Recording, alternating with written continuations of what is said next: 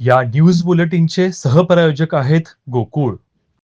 मुरगुड येथे बाजारपेठेत जिओ या मोबाईल कंपनीचे कार्यालय आहे. हे कार्यालय आठवड्यातून फक्त 2 दिवस उघडे असते. कोणतेही सेवा कार्य तेथे होत नाही. मंगळवार हा मुरगुडचा बाजार दिवस असतो. त्या दिवशी सुद्धा हे कार्यालय बंद असते.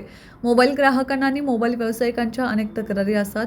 ऑफिसच बंद असल्यामुळे या तक्रारीचे निवारण होत नाही. जिओ कंपनीने मोबाईल चार्जिंग रेट पण वाढवलेले आहेत. या सर्व गोष्टींचा विचार करून मुरगुड येथील मोबाईल असोसिएशन व ग्राहक संस्थांनी या ऑफिसला कुलूप ठोकले आहे.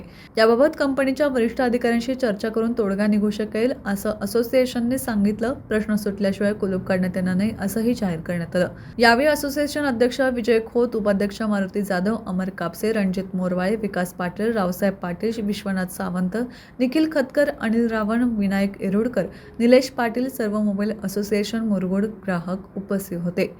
टीव्ही नेक्स्ट माझ्यासाठी मुरगुडहून सर्जराव भाट. आज आम्ही सद्गुरू बाळूमा असोसिएशन मुरगुडतर्फे सर्व मोबाईल शॉपी धारकांनी मुरगुडमधील जिओ ऑफिस आज त्याला कायमस्वरूपी म्हणजे बंद करायचा आम्ही निर्णय घेतला इथं. कारण हे ऑफिस आठवड्यातून फक्त 2च दिवस चालू असते आणि मेन मुरगुडचा आठवडी बाजार मंगळवार असताना हे ऑफिस मंगळवारीच बंद असते.